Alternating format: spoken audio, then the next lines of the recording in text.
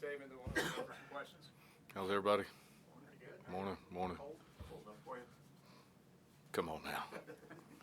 Yeah, I mean, you had to ask that, right? I'll tell you, this morning when that wind chill was at 5 degrees, that's not normal for me at this time of year. So, but yeah, it's good. Looks like the sun's coming out and snow's starting to melt a little bit, so we'll get some good work in. Big week for us coming off the bye week. Excited to get back on the practice field with them today. Obviously today being Veterans Day, want to say thank you to all those veterans out there that have sacrificed and done so much, them and their families both. This is a special day for us, and we want to make sure that we honor those men and women that have done so much for our country. So we get to play this game because of the sacrifices that they made and continue to make throughout our military forces. So thank you for them. As we look at this week, we got coming off the bye week, hopefully got a couple of guys back as far as getting healthier. You're not ever going to be 100%, but we're trying to get back as close as we can. We got a very talented team we're fixing to go play in Florida State. In all three phases, really. They're long, they're athletic, they got great team speed. We know it's going to be a challenge, but I know our guys are excited about that. Going on the road, going down to their place, it's going to be a great atmosphere. I know our guys will be ready to play. The way we've approached every week, it all starts with our practice today and putting good days on top of good days and building those up till we get to game time. So excited about the opportunity, excited to get back on the practice field with our guys today, and ready to go back to work. Questions for Coach? Yeah, second off week here, does this just kind of allow you to refocus here and say, here's the stretch run, you got 3 weeks left to do something this season? Yeah, that's kind of the way we broke it up actually after the first bye week. It was like, hey, here's our first one. We needed it. It'd been a long season up to that point before we ever got one. And so kind of took that mindset, hey, let's get a good, solid mindset on the next 2 weeks. Then we're going to hit another bye week, and then we got 3 weeks after that. And so we broke it up in that way. I think our guys have kind of locked into that point. And, we got a really unbelievable 3-game stretch right here in front of us. And we got a chance, we're still writing this story of what it's going to be. And so for the next 3 weeks, we get to continue to do that and try to write the ending that we want. Damon. How pleased are you with the progression of some of these players? The injury list got shrunk from where it was the first open week to the second one. Do you expect that list to get shorter as you head into this week? Yeah, we got a few that I think we potentially can get back. I think most everybody on that list at this point. You got some of those guys that it's going to be tough to get them back. You've got other guys that have the potential of getting back. So we'll learn more today in the next couple of days as we lean towards game time. But, overall, it's trying to get us as healthy as we can be. Everybody's playing hurt right now. Everybody's got bumps and bruises. And those guys getting the opportunity to rest not only their bodies but, their mind and their spirit and really trying to get that in the way we need it to be for this last 3 games. Ryan. Coach, Florida State, one of the best teams at throwing the ball downfield. I think Castellanos is top in the league in average yards per completion and attempt. How do you try and slow down that aggressive vertical passing game? Yeah, we got to do a great job of understanding, when those shots are taken, how can we get him off his spot, create some pressure to him. Don't want to obviously let him outside of the pocket because he does have some really explosive type scrambling plays within that. And so you got to do a good job of moving him off the spot, and then you got to do a good job of creating hurried situations for him. And then from, the vertical passing game part of it, you got to do a great job of creating negative timing for them, right? Letting those guys just free release and be able to run. We got to do a great job of understanding how we got to fit things, how we can put things on the roof to try to keep that under wraps, because the explosive plays are the ones that really bite you, and we got to do a good job of making them drive the length of the field.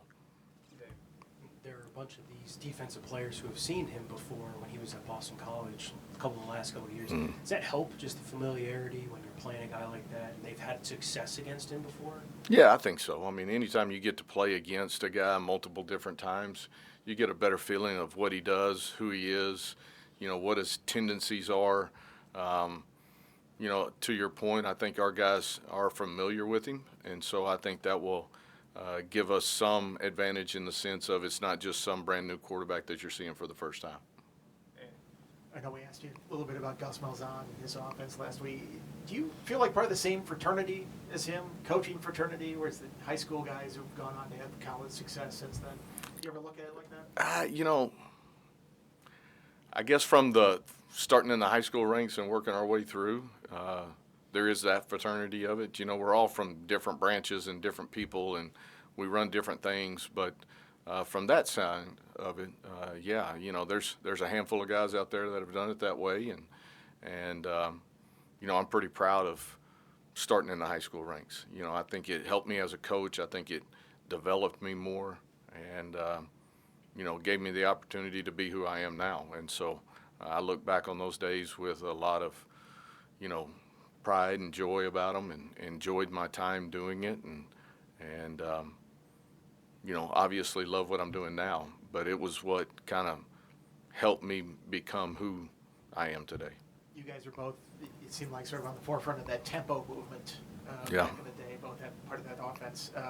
Is it interesting to see how those things kind of come into college football and become fashionable, and the defenses kind of catch up, and it kind of ebbs and flows like that? And I think that's just about with everything, right? I mean, if you think back to those early days when Yeoman and Royal and all those guys were running all the veer stuff, and when that first came in, everybody was clicking, and everybody tried to run it, and then finally, defenses kind of caught up to it, and everybody had to kind of change and move a little bit. Same thing with, whether you're in the I formation and you're doing it that way, or you're sitting here in some type of tempo version of stuff, everything's going to have flows and edges to it. The biggest thing that you want to try to do is stay on the forefront of whatever the next thing is going to be, and how you use that, and how some of the things that you've already established as kind of part of your identity, are those things, continue to use them, but then you got to continue to keep evolving and finding the next thing that really can maybe set you apart in a way, offensively or defensively, as you continue to grow. Phil, Florida State was averaging, I think, 336 rushing yards a game in the first 4 weeks, and they haven't topped 170 in the last 5. What have you noticed in terms of how defenses are defending them now in the run game and limiting what they're able to do in that area? I think guys just getting an idea of getting their eyes in the right spot, not chasing ghosts, getting things fitted up a little bit better. Obviously, as you look at their schedule, some of those opponents got a little bit tougher, and so they started facing some different defenses in that. We've got to do a good job with our guys of creating some mismatches up front that we can take advantage of, creating penetration when we can, but making sure that we're fitting things right. And then when you get the opportunity to get your hands on them, man, you got to get them on the ground. We got to make great tackles. We got to get multiple hats to the football. We got to be physical. We got to be aggressive, and we got to do a good job of trying to get them behind the chains.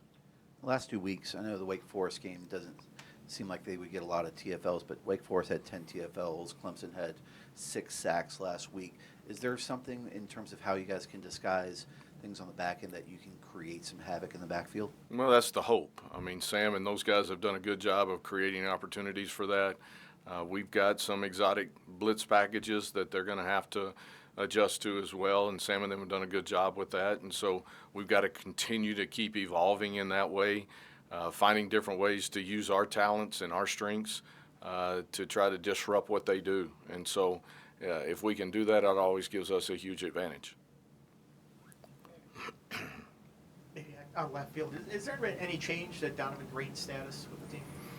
Not at this point. I mean, everything's still good. So He hasn't had a catch in 3 weeks. He was obviously a big part of this offense early in the season. What can you guys do to maybe get him going or get the ball in his direction? Anytime that you're dealing with receivers in the passing game and all of that, you're always trying to find those guys touches and find opportunities for those guys to go be explosives and make plays.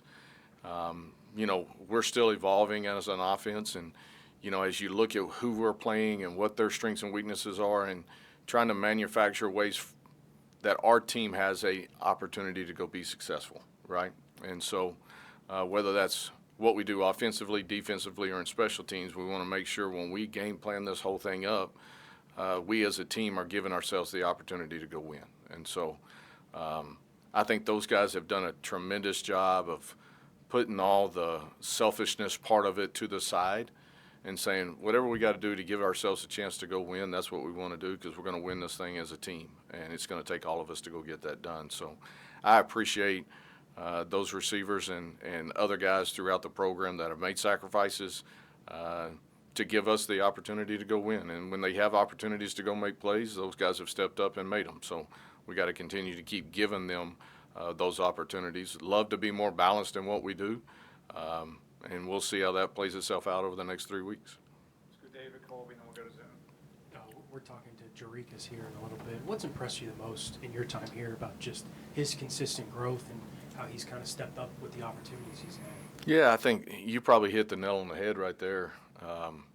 His consistent growth, right? Like he is, every day he's been in the film room, he's been in the weight room, he's been on the practice field working, and he's not making those same mistakes over and over and over. He's learning from his mistakes. He's putting those in his memory bank. He's growing as a player. He continues to make plays throughout games, whether that's in the block scheme parts of it or in the passing game parts of it. And so we've been really, really pleased with how he's grown, what he's done, and really what his future as a player is going to be, because I think he's got a tremendous future ahead of him. All right, we'll go to Zoom for a couple. On Zoom, please use the raise hand feature to ask questions for Coach Montgomery, and we'll open it to questions. We'll start with Steve, please. Phil, the Florida State's defense, as you looked at them here this past week and a half or so, is there one unit or a player there that you've seen that's sticking out, that's showing some improvement there from maybe films that you saw from a month ago till more recently? Yeah, I mean, as you look at their defense as a whole, they do a really good job schematically. I mean, from the standpoint, they're going to play four-man front, they're going to play odd front, they're going to make you prepare for that. They're also going to get in the bear, and they're going to make you prepare for all of that. They got a bunch of different blitzes that they can bring. They can be really exotic with it. You look at their down linemen, they're all long, athletic, physical. We got to do a good job of being able to create double teams, find movement, get on edges, be able to play and get movement that way, and give our backs an opportunity to be able to play downhill.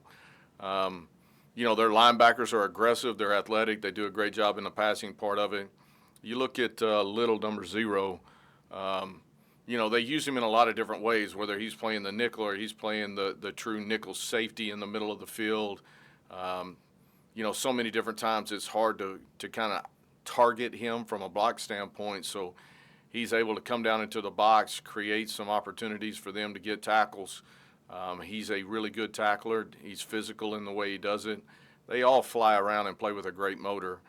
You look at the two corners, I think both of them are really nice players. I mean, they play a field in a boundary type look. They're athletic. They got great quickness. I mean, obviously, they're a good unit. And so we're going to have our hands full, but we got to do a good job of leaning on what we do well, trying to put them in awkward situations and make them play disciplined football. Okay. And one other thing, then on Kyron there, after the from the Cal game to the Louisville game, did you see something that limited him that Louisville did that kind of cut back on his effectiveness compared to where he was at against Cal? Well, I think every defense presents different problems, right? And so, obviously against Cal, we felt like we had an advantage with him on some of the outskirt stuff as far as him running, being able to affect the run game. We utilized that, especially in the second half.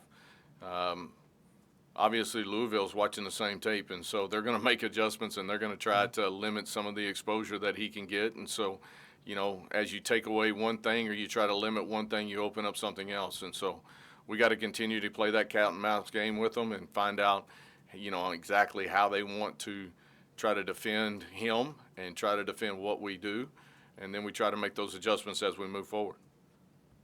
Thank you. Yes, sir. Any final questions for Coach Montgomery on Zoom? Okay, Travis. Thanks, Coach. All right.